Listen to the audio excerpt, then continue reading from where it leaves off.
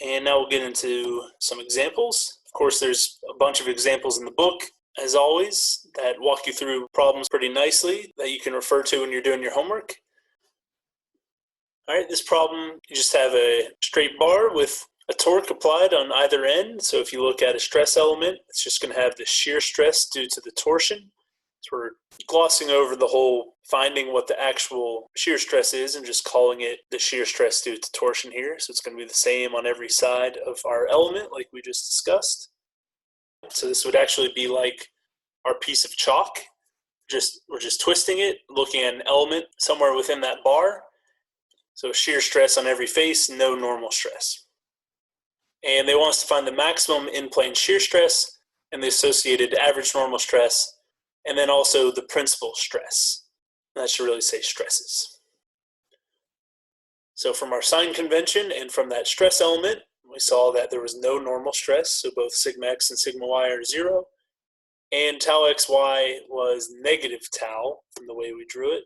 So it's down here on the right, on the x face that we would call it here, so x face, negative y direction. Gives us a negative tau xy. Then all we have to do is plug those values into the equations for tau max in plane and for our principal stresses. And then also we can find the angles at which those principal stresses occur so that we can draw the elements. So for our max in plane shear, since this whole thing is 0, we're just taking the square root of the square of tau xy, which was just tau. So we just get plus or minus tau for our result for max in plane shear. And then our average normal stress is obviously just going to be 0 because both of our normal stresses were 0. Okay, that's your first answer. Then for the principal stress, this term is 0, this term is 0, and again, we're just left with the same thing here because this radical is the same as this radical here.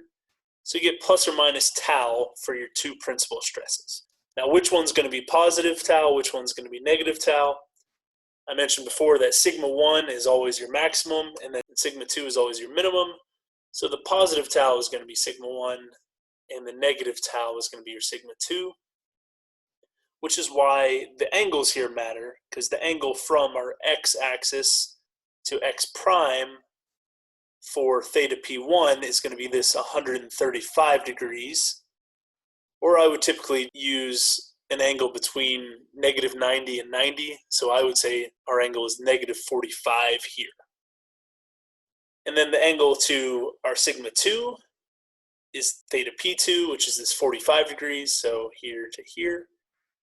And again, it was negative tau for sigma 2, so that's why it's drawn compressive, and positive tau for sigma 1, so that's why it's drawn tensile here.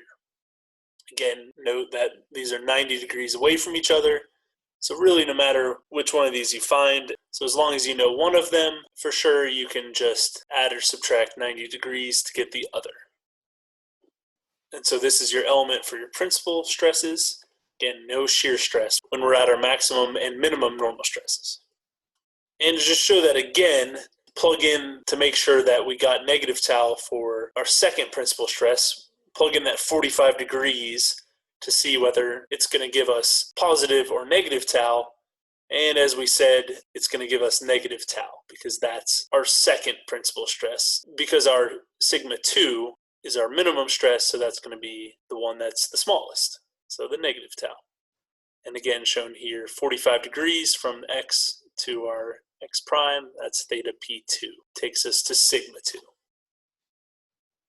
And this summarizes it and shows what happens when the material fails due to your normal stress, due to the applied torque and the associated torsional shear stress.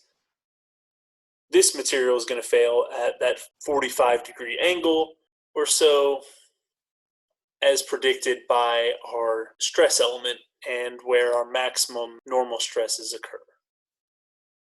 Okay, so that's a good example. Let's look at the next one. This one we just have an axial load, so it's in uniaxial stress. So that means we just have one normal stress. We'll call it our x direction. So our sigma x is going to be equal to sigma.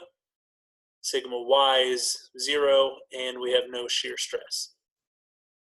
They want us to find the principal stresses, plural should be, and the maximum in-plane shear stress and associated average normal stress, just like the last example. So again, this is what we had for our stress element. We just had our normal stress in the x direction, whatever that value may be, and 0 in the y direction, no shear stress. Plug those into our principal stress equation, and we find that sigma 1 is equal to sigma, and sigma 2 equals 0. Or we can just know that this element is actually our principal stress element. Because there's no shear stress acting, that means we're going to be at maximum normal stress. So that sigma x was actually our first principal stress, and sigma y is our second principal stress. This is our maximum normal stress. This is our minimum normal stress.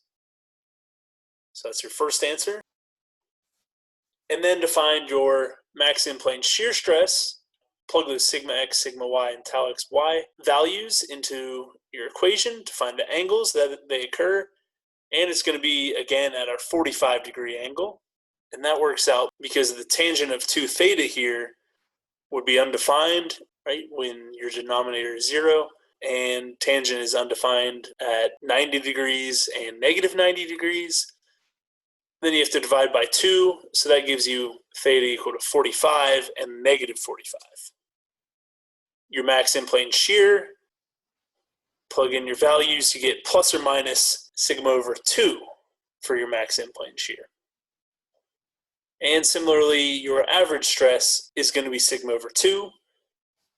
And then you can plug in, if you want, the tau x prime y prime to find the proper orientation of your shear on each face. And you get that for theta equals 45 degrees, so 2 theta is 90 degrees, your tau x prime y prime is going to be negative. So on our x face rotated 45 degrees, we're at a negative sigma over 2 here. If you rotated 135 degrees, you're at a positive sigma over 2. Okay, and then your average normal stress on each face, again, is going to be this sigma over 2. And this is what your shear stress element looks like. And one last thing to note, the angle at which we're rotating from where we had our principal stresses, which was our original element, here from 0 degrees to where we have our max in-plane shear stress is 45 degrees.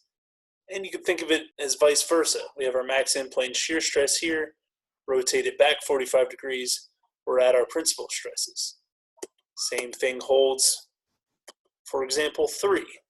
Back here, we were at our max in-plane shear. That was our original element, right? Max shear. Rotate it 45 degrees, we're at our principal stresses. So keep that in mind as you do your homework and as we get into the rest of Chapter 9. That's an important concept to understand and to remember. All right, that's it for this set of slides.